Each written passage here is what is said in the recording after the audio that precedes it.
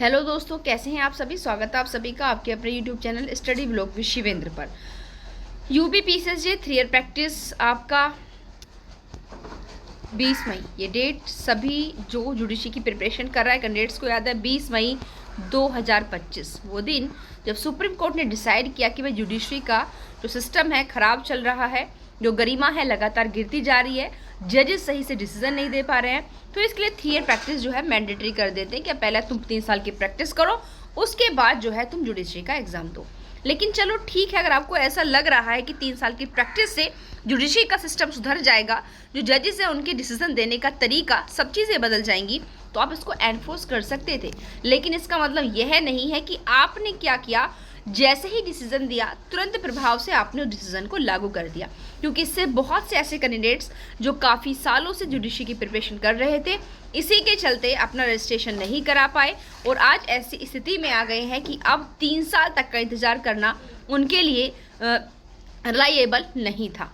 अब यहाँ पर काफ़ी जो है पिटिशन वैसे तो फाइल हुई थी, लेकिन सबसे पहले पिटिशन जो फाइल हुई वो ये थी कि कूलिंग पीरियड दो भाई, मतलब कम से कम 2027 तक का तो टाइम आपको बच्चों को देना चाहिए था एक बार का, ठीक है। उसके बाद आप इसे 2028 से लागू कर सकते थे। दूसरा आपने अभी देखा था हाल फिलहाल जो आपका मैटर गया कि वो जो डिसेबल पर्सन है उनके लिए प्रैक्टिस करना जो है बहुत ही कठिन काम है और कोई भी सीनियर जो है उन्हें प्रैक्टिस के लिए नहीं रखेगा मोस्टली। तो ऐसी स्थिति में वो लोग हो सकता है इससे बाहर हो जाएं, तो यहाँ पर जिसमें कि इनको भाई छूट दे देनी चाहिए 3 साल की प्रैक्टिस से। तो यहाँ पर जो है सुप्रीम कोर्ट ने आपका रिव्यू एडवाइस मांगी थी एनएलयू से और हाई कोर्ट से। अभी फरवरी के लास्ट में इसकी आपकी लिस्टेड हियरिंग है, उसमें देखा जाएगा कि उसमें क्या होगा। लेकिन यहाँ पर जो 10 फरवरी को आपकी जो लिस्टेड था मैटर, वो था आपका कूलिंग पीरियड के 2027 से आप इसे लागू करो। वैसे सुप्रीम कोर्ट की ऑफिशियल वेबसाइट पर अभी कोई डिसीजन अपलोड नहीं हुआ है, डिसीजन अपलोड होने में समय आपका लग सकता है, नेक्स्ट वीक तक भी आपका जो है ये अपलोड किया जा सकता है, इस वीक भी किया जा सकता है। लेकिन इसमें जो मुद्दा मेन इशू क्या उठाया गया था वो ये था कि आपने तुरंत 20 मई 2025 से इमीडिएट इफेक्ट से जो है 3 ईयर प्रैक्टिस को लागू कर दिया। कम से कम बच्चों को 3 साल का कूलिंग पीरियड आपको देना चाहिए था, 2028 से आप इसको लागू कर देते। क्योंकि अगर आपको मैं यहाँ पर बताऊँ कि एक तो जुडिशरी में जो आपके वैकेंसीज हैं पर ईयर नहीं आती, ओनली 4 अटैम्प्ट है आपके इसमें। भाई यूपीएससी में भी से ज़्यादा अटैम्प्ट्स हैं और आप लोग जानते हैं पर ईयर वैकेंसीज आती हैं और अच्छी खासी पोस्ट आती हैं। तो कम से कम एक कैंडिडेट जो है वो अपना माइंड सेट करके पूरे साल अपनी तैयारी में लग सकता है।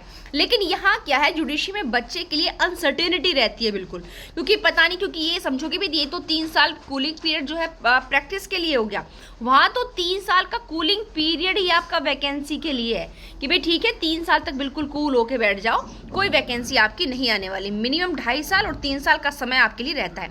अब ऐसी सिचुएशन में आप ये बताइए कि आपने तुरंत इमीडिएट इफेक्ट से जो आपकी 3 इयर्स प्रैक्टिस को लागू कर दिया, उसमें बहुत से बच्चे ऐसे हैं जिन्होंने मानो 24-25 साल की उम्र में अपना ग्रेजुएशन कंप्लीट किया, ठीक है। ग्रेजुएशन हमने माना उन्होंने 23 ईयर में भी अगर उन्होंने अपना ग्रेजुएशन, अब उनका आप यहाँ पर टाइम देखिए बच्चे का 23-24 ईयर की एज में उन्होंने अपना ग्रेजुएशन कंप्लीट किया, लॉ ग्रेजुएशन। उसके बाद वैकेंसी पता चली अभी नहीं आ रहे, उन्होंने सोचा भाई पहले अच्छे से प्रैक्टिस कर लेते हैं, बाद में रजिस्ट्रेशन करा लेंगे, क्योंकि बहुत मैक्सिमम संख्या में ऐसे बच्चे हैं कि प्रैक्टिस बाद में प्रैक्टिस अपना रजिस्ट्रेशन करा लेंगे, पहले अच्छे से जो है प्रिपरेशन कर लेते हैं सिविल जज जूनियर डिवीज़न की। लगभग 2 साल तक उन्होंने अच्छे से प्रैक्टिस की, 23 की उम्र थी, 2 साल बाद उनकी जो है वैकेंसीज आई, उन्होंने यहाँ पर उनकी एज हो चुकी है अब 25 ईयर्स, अच्छे से उन्होंने अपनी तैयारी की। लेकिन हो सकता है फाइनल सिलेक्शन उनका किसी रीज़न से नहीं हो पाया। एज कितनी हो गई भाई, 25 के हो गए जब वैकेंसी आई, फाइनल होते होते आप सही समझे 26 साल के वो हो गए। 23 से तैयारी शुरू की थी, इसी चक्कर में कि भाई जुडिशरी के अंदर जो है जो सिविल जज जूनियर डिवीज़न वाला जो आपकी भर्ती रिक्रूटमेंट होता है उसमें प्रैक्टिस नहीं है, तैयारी की, इतना सब करते करते 26 ईयर्स के हो गए। उसके पश्चात सोचा एक बार और देख लेते हैं प्रिपरेशन करके, क्या पता इस बार हो जाए। अब पता था अभी वैकेंसी गई तो 3 साल तक कोई वैकेंसी नहीं आने वाली, ठीक है। लेकिन फिर भी उन्होंने क्या, एक बार फिर जहां हमारी कमियां थी उनको दूर करके एक बार फिर अपनी प्रैक्टिस करते हैं। पता चला आपकी यहाँ पर 26 साल के हो गए थे, यहाँ नेक्स्ट वैकेंसी आते आते इनकी 2 साल में भी अगर हम मानते मिनिमम पीरियड 2 साल में आती नहीं है, लेकिन फिर मान लें 2 साल में तो ये हो गया 28 साल के, कितने के हो गए 28 ईयर्स के हो गए। उस बाद प्रोसेसर जब तक वैकेंसीज का चला ये हो गए आपके 29-30 के समथिंग, इतने हो गए। अब यहाँ पर पता चला इस बार भी ये इंटरव्यू तक तो पहुंच गए लेकिन फाइनल सिलेक्शन नहीं ले पाए। तो यहाँ अब ये हो चुके हैं 30 के। अब तुरंत हमारी जो है जुडिशरी ऑनरेबल सुप्रीम कोर्ट लागू कर देते हैं 3 साल की प्रैक्टिस।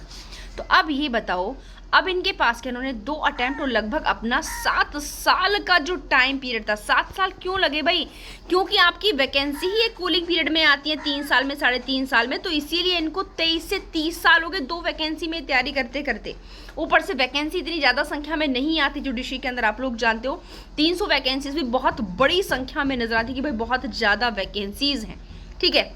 क्योंकि एग्जाम्पल दे दूँ 182 वैकेंसीज बहुत ज़्यादा लग रही हैं, लेकिन अगर अदर फील्ड में देखो हज़ारों वैकेंसीज आती हैं, उसके अकॉर्डिंग क्या है, कुछ भी इनकी जो है नंबर यहाँ पर नहीं। लेकिन भाई 17 आ रही हैं, 44 आ रही है, उनके मुकाबले कितनी बड़ी काउंटिंग हमको ये लगती है। लेकिन ये भी कितने 2-2, 3-3 सालों में यहाँ पर आ रही है। लेकिन ये बताओ, ये बच्चा जो अब 30 का हो चुका है, ये 3 साल तक आपकी अगर प्रैक्टिस करेगा तो 33 का हो जाएगा।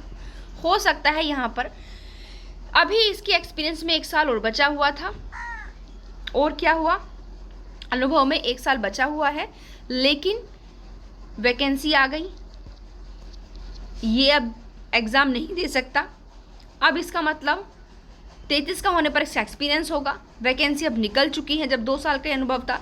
तो अब ये जब तक 35 का हो जाएगा उसके बाद आपकी वैकेंसी आने वाली। तो मतलब इसकी लगभग 10 सालों की लगभग 12 साल जो इसने एक स्ट्रगल की एक्सपीरियंस है, वो बात अलग है, वो केवल कहने के लिए होती है, वास्तविक जीवन में वो चीज़ें काम नहीं आती, ठीक है।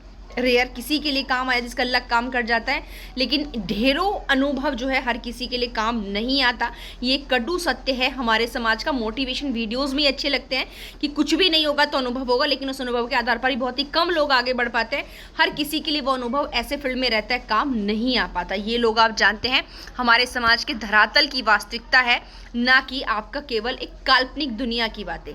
तो यहाँ पर यह है कि कम से कम अब यहाँ पर अभी फाइनल डिसीजन वैसे नहीं आया है। अभी मेन बात बस इतनी है कि इस मैटर पर आपका जो है 10 फरवरी को मामला चला था, अभी जजमेंट अपलोड नहीं हुआ है, होगा, और इस पर भी आपका मैटर चलेगा। बस यहाँ पर इतना कहना है कि भाई आप प्रैक्टिस लागू कर दो, लेकिन आप ये प्रैक्टिस जो है 2028 से लागू करो।